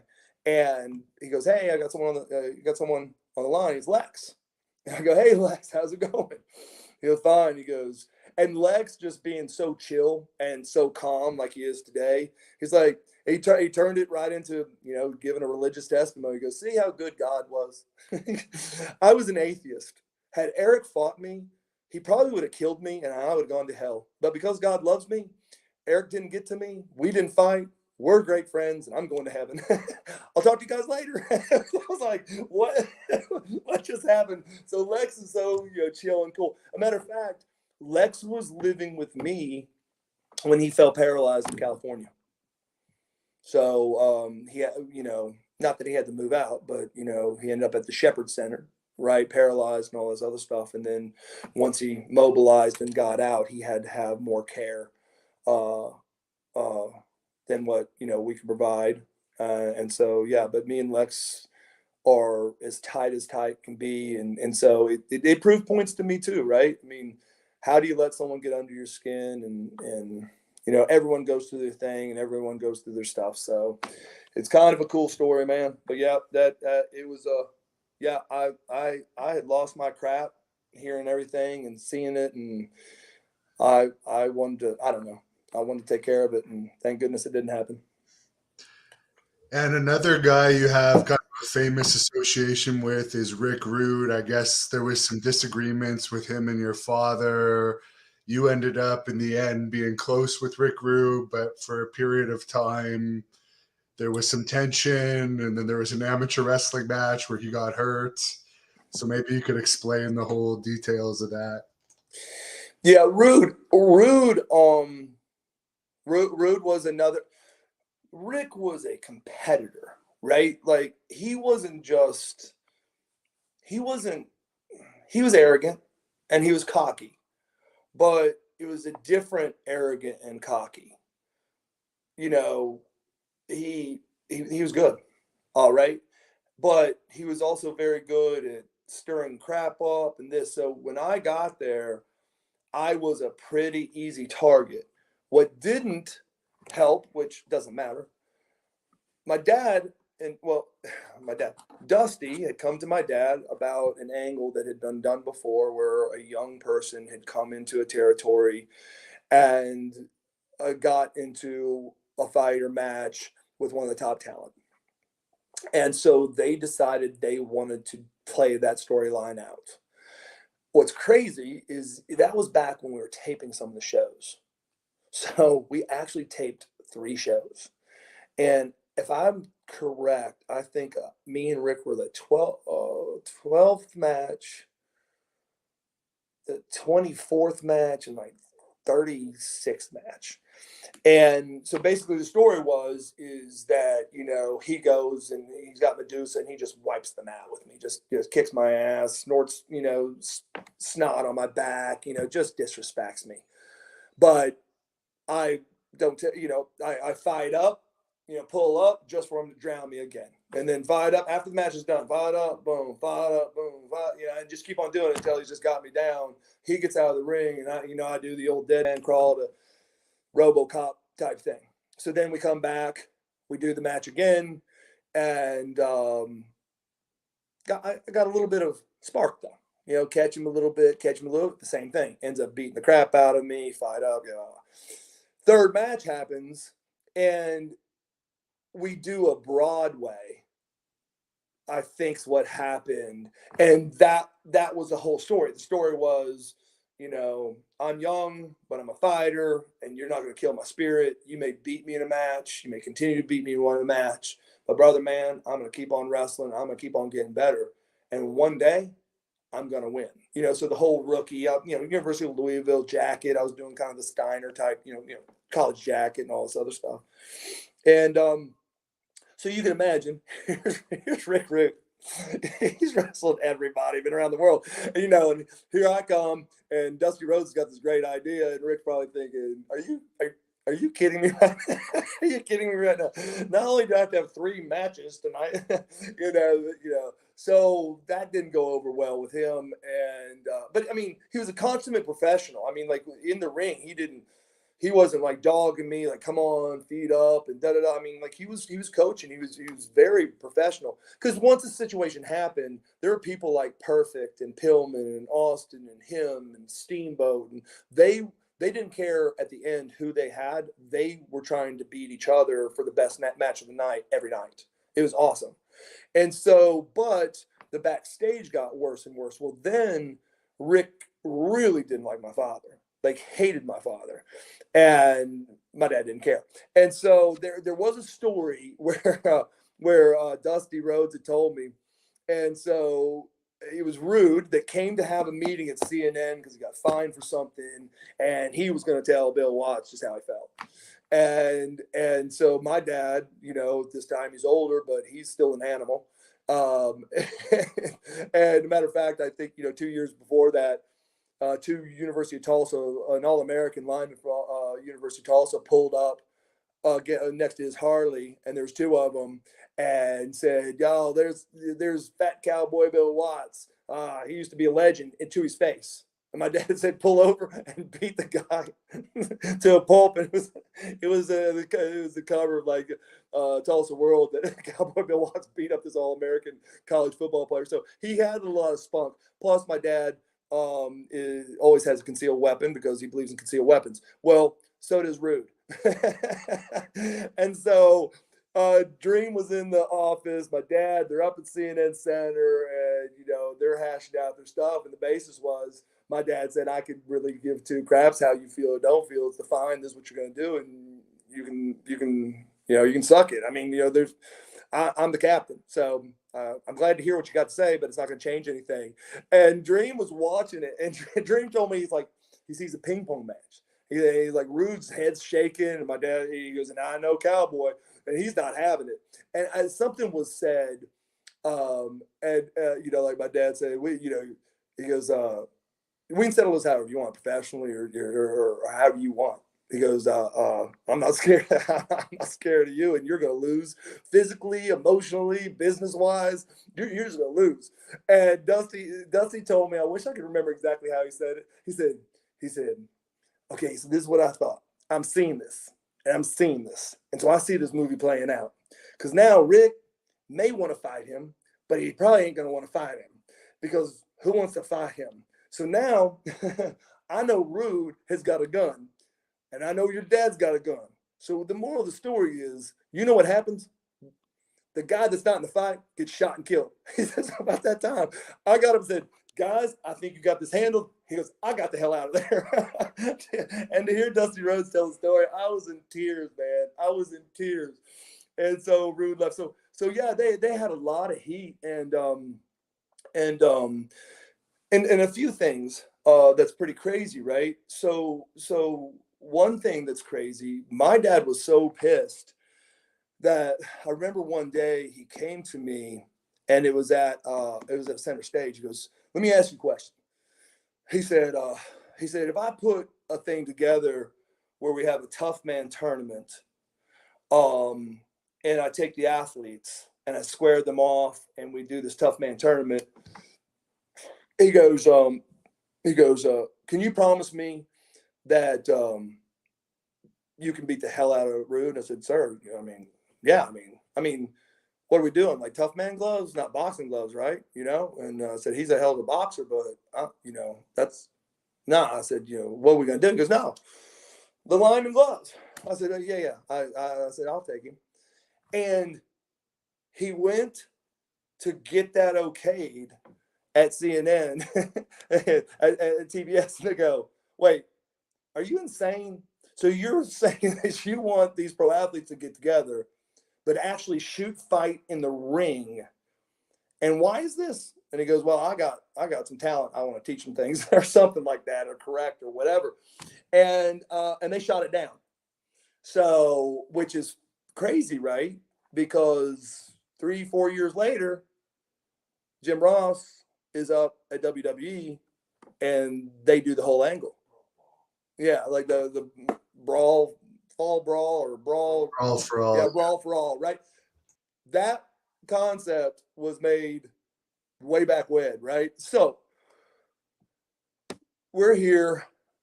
I'm hoping things calm down. Well, they're not, and I'm in the locker room. We're on a long road trip. It's the last day. Everyone's beat. Everyone's tired. Everyone's hurt. I remember they were doing construction, and like there's some leaky pipes, and when that's when we had to dress nice, and everything. And you're just beat. You're just tired. You just want to get the last match off, and you want to get home. And so I don't know why I'm moody. At the time I'm tired. I'm getting my butt handed to me in the back, with Rude and Scott Steiner and the people that don't like my dad and all this other stuff. And so I'm just sitting in my locker, and Rude is standing up, smoking a cigarette, and he's talking about Kurt Hennig, his best friend. It's like, yeah, Kurt's a great athlete. I'm a great athlete, Golden Glove boxer, da-da-da-da. He goes, but I'm just here to tell you guys, a boxer will beat a wrestler every day. And as soon as he said that, my ears turned red. I was so mad, because that just goes, it's just, I don't want to hear it, right? I don't want to hear it. That was before UFC. Yeah, that's before UFC, right? And so I'm just sitting there. I'm going, okay. So I don't say anything. And he's like, yeah, we've done this several times. And we do this thing where I get on my all fours and he gets on top and he can't hold me down. I escape, And then when he said that, my bullshit meter went through the roof. And I don't know why I said it. I shouldn't have said it. And I just said, like, I had Tourette's. I go, well, then Kurt Hennig is a pussy. And I don't even know if you had a solar eclipse in your life, but when I say everyone was just listening to Rick, and everyone was just, and I really didn't have or need anything to say. I said it because I just couldn't take it. And oh my, he got so, you're talking about my best friend. I'm thinking, you're talking about your best friend, you know? And I said, well, I got to be honest with you. He just sucks as a wrestler then, because if you can escape and all of that, then he's just, you know, he sucks. Well, he was more worried about the guy he was telling his best friend that couldn't hold him down. He was now mad that I'm talking bad about his friend. It's the old thing, like, I can talk bad about my spouse, but you can't. I mean, it's the craziest thing. Like, I can talk bad about my brother. If you say something, I'm gonna knock you out. Well, now he is now in my face. I'm in the locker room, and I'm already thinking, okay, you know, I got dress shoes on, slacks, my back's to the wall, which is okay. If he gets too much closer, I'm gonna be in his hips. I'm gonna rip this man's head off. And about that time, Sting kind of makes his way over, and you know, he's kind of talking, and Rude, you know, walks off, you know, for a second. He's thinking, and Sting goes, Eric, I've never, you know, I've never seen someone take so much shit for so long, and you know, the whole rookie thing, and you just got to keep it. He goes, but you know, dude, this is coming from me to you. Your hazing's done. You don't have to take this shit anymore. Because, bro, leading up to that, I can't tell you all the things that happened. I even had, I I had twice people break glass and put them in my fucking wrestling boots, and then when I would do, put on a wrestling boot, you know, I had that happen twice, and I think it was Sting again when that happened. I didn't say anything, and then I cut myself a little bit, and I emptied my shoe out. He goes, "What's that from?" I'm like, it's the hazing. He goes, "No, we don't haze like that, you know, or whatever." And he said something. So Sting kind of gave the like, "Hey, you don't have to take it." And so as soon as he said that, I go, "Whoa, Rude." you know, no. So what were you saying that about Henning? And Sting, he just lit up. He's like, yeah, no. Now, how did that work with you and Henning? and then he goes, well, you know, I've known Eric since he's 14. You know, I've seen him go, and blah blah blah, and Rude goes, what? And he just got hyped up. It was like a kid in a candy store. So now the Steiners and who everyone's there, they're just dying to see Rude just make a fool of me. And to make a long story short, the first time he got on all fours, and Sting goes, okay, I'm gonna move my hand up and you guys go. And he moves his hand up, and I just I crack his elbow in and face plant him and roll him on his back in about 1.5 seconds. And he just starts going, hold on. I'm holding him, and I let him go, and I back up like that, because again, it's not that difficult. And not because of Rude, it's just if you don't know how to wrestle, you just don't know how to wrestle. So that, whatever. So he, I thought you were gonna say 1, 2, 3, and Sting goes, oh no, you want me to say 1, 2, 3? Let's do it again. So he goes 1, 2, 3, and I just plant him. Yeah. A matter of fact, that time what I did is I planted him, and then I moved forward like a freestyle, and I did a front face lock and rolled him like 3 times, because in freestyle you get those back exposure points 2 or 3 times, and then choked him a little bit, and he's like, why, yeah, let's do it again. And so I said, dude, we can do this all day long. And so he got on all fours while I went freestyle and put my hands on his back and stood there. He goes, well, what are you doing? I go, well, you're such a stud. I go, I'm going to go freestyle on this neutral position, not collegiate. So let's do freestyle. He goes, oh, I'll grab your feet. I'll jump up. I'm just saying that I can escape. I go, I understand. This should be very easy for you, which I shouldn't have done, because it's just taking advantage of someone that doesn't understand. So I got there so that when he did go to explode up, I just grabbed him in the hips, elevated him, separated his shoulder basically on the concrete, let his head bounce. And that was about time Sting thought he saw enough and all that. So Rude gets up, he's hurt, goes out of the locker room, and I find out later on that he'd walked outside, and a mark had said something to him, and he hit him in the face, and it broke his palate. and he ended up getting sued and lost a lawsuit on that one. But that was before. Later on, I went to go make a call on the phone, and it was weird because, you know, I got grabbed while I'm on the phone and got elevated. Well, as soon as I got elevated, I grapevine the inside of his leg, not knowing who it was, but it didn't feel too tight. Well, I think he was trying to grab me with one hand. He goes, yeah, in the shadows, what would you do now? And I'm thinking, okay, well, I got your grapevine. Just put my hand, pushed his face up. He goes, gosh, damn, kid, really? I'm like, sir, you know, it's not. I've done this my whole life. Then that I think is when everything changed for me and him. And we did some storylines and some angles, and he just became a mentor, like incredible mentor. And he'd go to Grizzly sometimes. We'd wrestle and like, hey, listen, you know, I know I'm supposed to beat this kid in 6 minutes. Get us like let me do like 18. And then Grizzly like, hey man, you know, I mean, what do you want to do? Well, let's give him some time to learn. And then he would go out there and push the time limit, and work with me. And it was it was just awesome. I mean, you know, and again, you know, turned out to be fantastic friends. Enjoyed the guy, and all that. But yeah, it was that's what happened. What did you think about the way he passed away in the overdose? And there's rumors that it was due to like injectable Viagra that caused some type of infection that led to some type of amputation. That's exactly what I heard. One person said it was some kind of Viagra. Another person said that he decided to, you know, put a steroid or whatever. And man, bro, I gotta be honest with you. By that time, it was just so sad that one of the best workers in the business at that time, and you know, going back in history, he's just a phenomenal, and not because I got along with him, he was a phenomenal worker when I didn't like him. He was a phenomenal worker, and everyone knew it. Everyone knew how good he was. Like the guys that are good are just good, right? You know, it's not rocket science, right? So, you know, as soon as I heard a few of the rumors, I think that I was so sad about it that I didn't even take the time. You know, I mean, now it kind of makes you mad because is it true? Is it not true?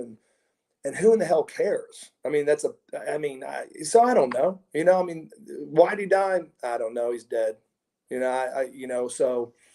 And I think he was only 40, so that's the real sad part about it.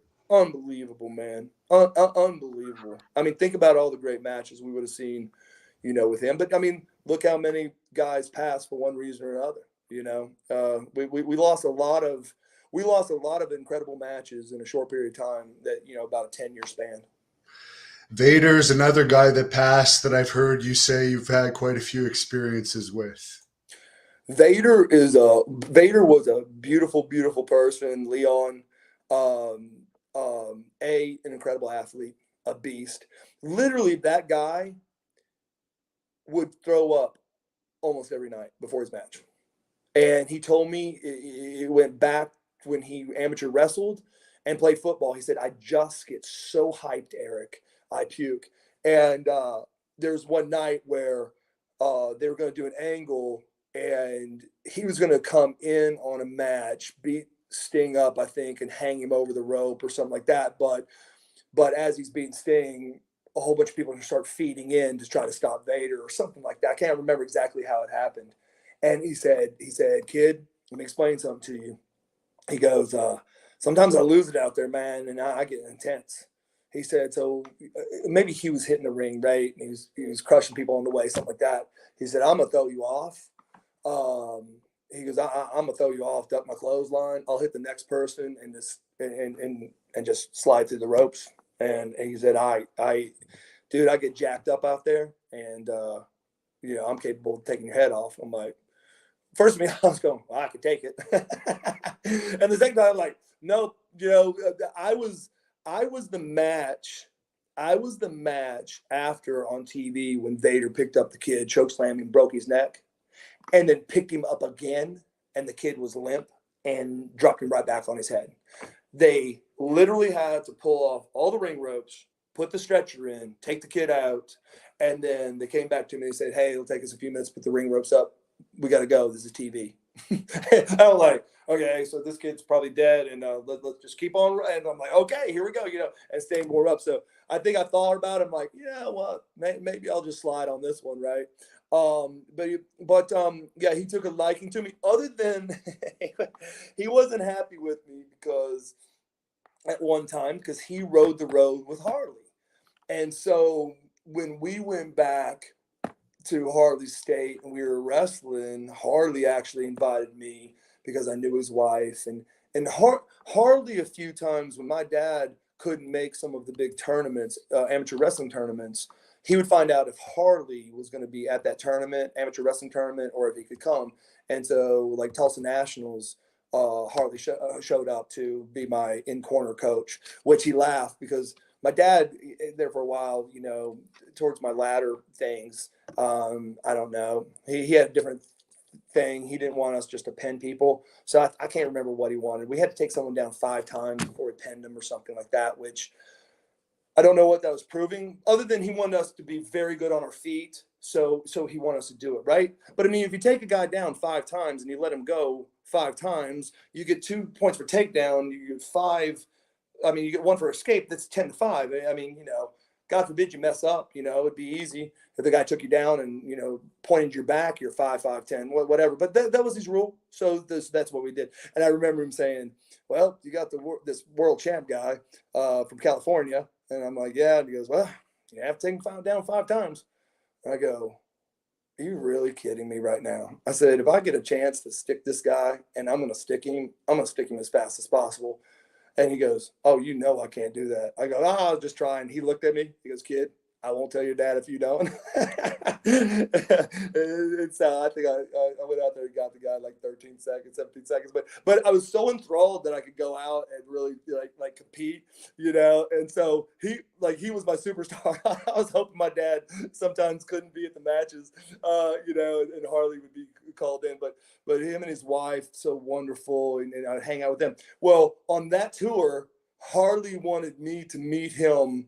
Like if the ring was going to be up at 11, even if we had to be there at 6, he wanted me to find out the ring crew, tell him when they're going to be here, and then he would meet. Well, then Harley would make Leon come to the ring, and this big human would be laying on these metal chairs, and you're like, "You're an idiot. You're an."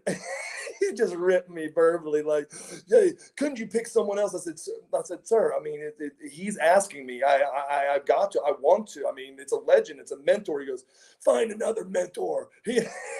I got to stay with this guy. You're an idiot. You need to learn faster," or whatever he's saying. He's just talking stuff.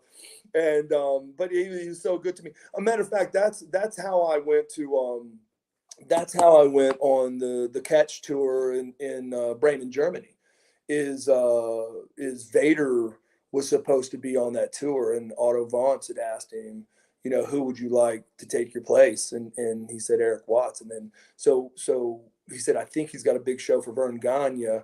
So Otto Vance was, very good friends with Vern, and Vern said, "Oh my gosh, the kid's good, but he can come for the 3 weeks, but he can't do your big show." He goes, "It's okay."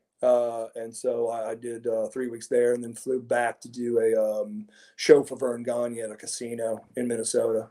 But I got to meet, Fit Finley and just I could go on and on and on and on and on about all the Tony Sinclairs and all these guys, and I got to learn so much about the German, or not the catch. I got to learn so much, and clearly that's because of Vader. Vader mentioned my name, and I got to. It changed my. Another thing that I'll always remember is the catch experience.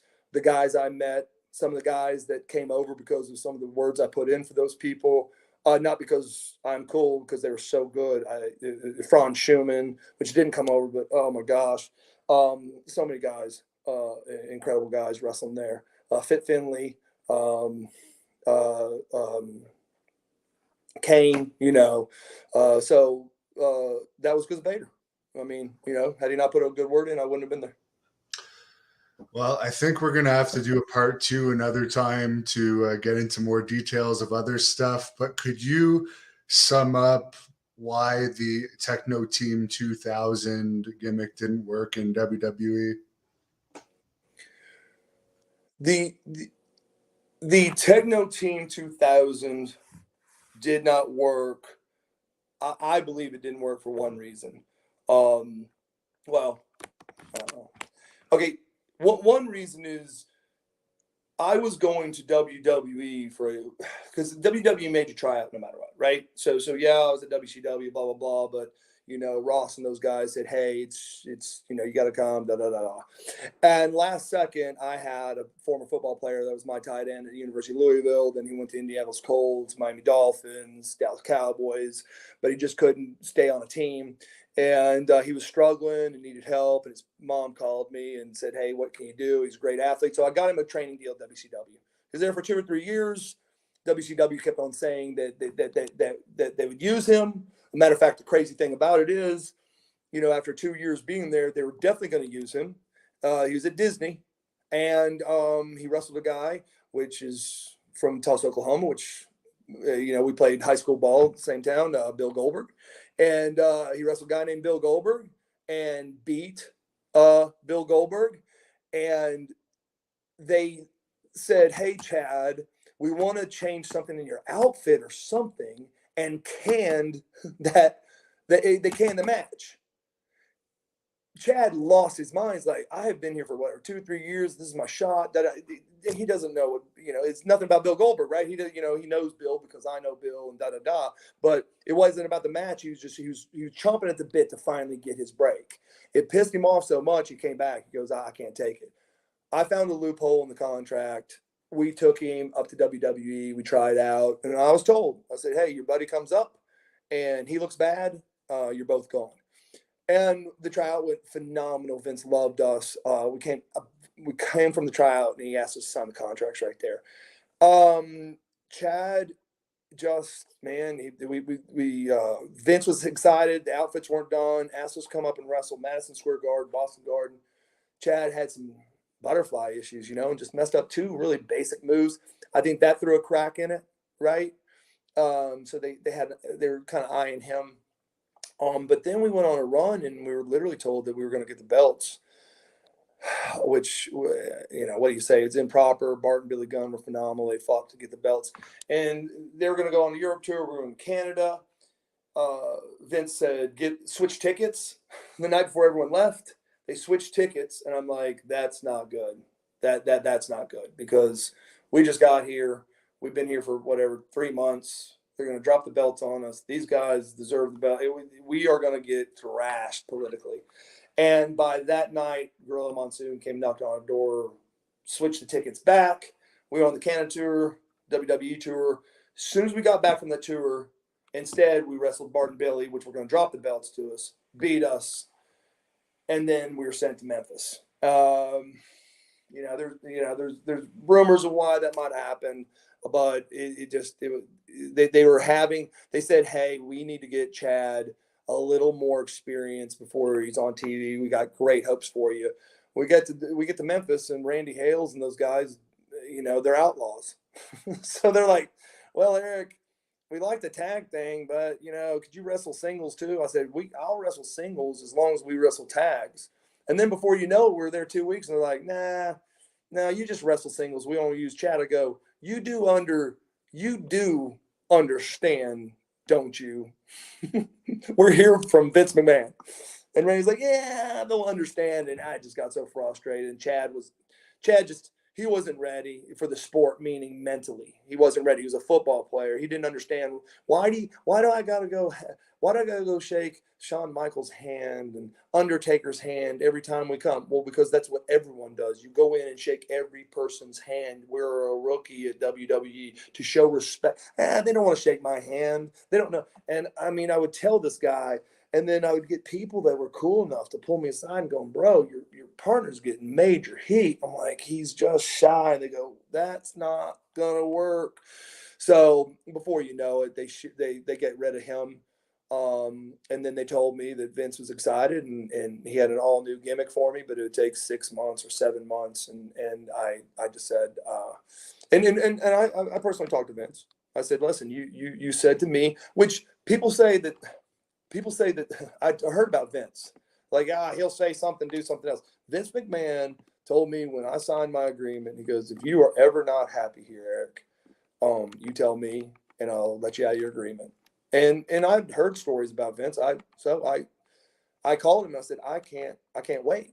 I waited for the Techno Team thing. Then the Techno Team thing happened. We're on a small run, decent run, looking good. Now we're in Memphis. We're playing games in Memphis. Blah blah blah. I got to stay on the road. I am still learning. I want to be as good as I can be. I want to be one of the best if possible. It takes time in the ring. I was averaging like 300. 285 to 306 matches a year. I had to stay on that. I could not just take 6 months off here, 8 months off there. I'm brand new in the freaking business. I'm only in the business now, 5-6 years or whatever it is. Come on, And he said, you know what, your contract's up. He goes, I think that you are going to be happy with the contract I'm gonna send you. And, because the first contract I signed was what everyone else signs, and I don't know how many people know this, but when you sign, and I'm talking about 90% of the talent, you sign for 2 years, I think, and you're guaranteed 3 matches at $150 a day. You'll always make more than that, but that was his way that if someone got an attitude, he could just leave them at home and not pay them, right? He said, no, I'm going to make you a nice contract, and I'm going to send it to you. He goes, I'm also going to send your release. Because that was my word.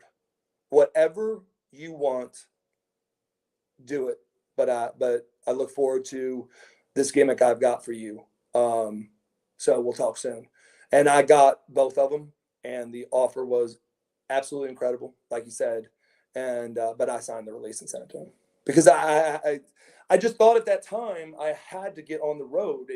I am losing mat time, and there's only so much you can do at a school per se compared to wrestling a match with a Rude or an Arn Anderson or whoever, right? I mean, you know this. I mean, you can go and work out the school all you want, but when you're under the lights in front of fans wrestling in real time, one match is equivalent to weeks or months, And so I made the decision, right or wrong, and I left. And Memphis didn't actually pay back then, unlike the development now.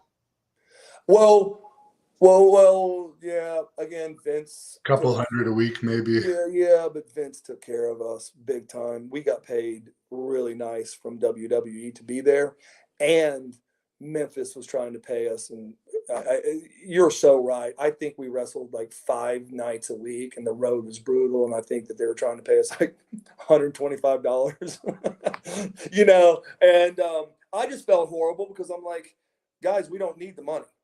We're getting paid really, really good. So, man, I don't know what to tell you, but it just didn't work. It was just that small town and Randy Hales. And I have no idea what the concept was. I really have no idea what his concept was. It's like, oh, Eric, man, we can draw big with you as a singles. Okay. That's a compliment. Do you know why we're here? And I said, I'll wrestle tag and I'll wrestle singles. I'll do whatever the hell you want. But if I don't get my partner more tag team and timing and experience, we're not going back to WWE. So they never told you what that gimmick was, I guess. Well, no one will ever know. No, you are right. No one will ever know. I never asked. Where can fans follow you if they want to look you up on social media? The easiest way is my Facebook page, but I'm in a transition right now. Like my Instagram is the Eric Watts. My Facebook is private, and I'm maxed at 5,000 people. But I'd love to shoot you something when I change up my Facebook so that it's open to everybody. Because I've been maxed at, almost ever since I've done that at the 5,000. But yeah, I'm gonna get more into the social media. I tweet some, but my daughter and my son, they're so into it. So my daughter was the one posting this show on like Instagram and Twitter and Facebook for me. The other night I gave her all my passwords. I said, listen, you gotta get me modern and I can't remember what her word was. She said, "Wow, your Facebook is kind of what." I can't remember the word. It wasn't bad, but it wasn't good. And she's like, "No, Dad, you know, clearly, we got to bring you up to speed." So, Facebook, they can shoot me a friend request, but most of the time I can't. I'll go through every once in a while, like once every 6 months if I have time. I'll go cancel like 200 or 300 people if I haven't heard from them, and get another 200 or 300 people. But I'm gonna make it public, and but the Instagram, for sure, they can check on me. And do you still talk to your dad regularly? Me and my dad talk almost every week. You know, his health is pretty rough. He just got COVID for the first time like 2 weeks ago. One of his lungs became paralyzed for no reason a year ago, so he's on oxygen a lot. His back is brutal, bro. He's had surgeries like 6 years ago, and everything looked good, and he's doing a walker. You know, and he's just in constant pain, and he can barely breathe. But I call him all the time. And let me tell you what, no matter whether he can breathe or not breathe, University of Oklahoma plays football, basketball, baseball, badminton, tiddlywinks. I'll get a call about those Sooners. You know, it's like Jim Ross, right? You know, anything that happens on the Sooners, I don't know who's the bigger fan, him or Ross. I really don't know. Well, if he's ever feeling in better health and you're around him, hopefully maybe one day both of you could come on. But yeah, no expectations if he's not feeling well. We hope that he recovers, and we'll let you close this off with whatever you want to tell the fans for this time. Man, listen, you know, the biggest thing is it's an honor and a treat to be on your show, number one. Heard so much about it, checked on some of the interviews, and like I tell people, you know, it's people like you, right? I was taught this at an early age. It's people like you that take the time to interview, to talk, to ask the questions, and that help promote and keep wrestling alive. You know, yes, you got TV, yes, you have what you see on TV, but who's telling the history? Who's telling the stories? Who's going back to even talk about territories and different matches and concepts and angles and where it's at?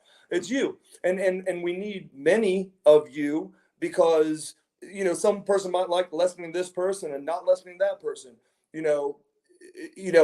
We need people to promote wrestling in many different, let's say, languages and types. And so I really appreciate what you do and the time.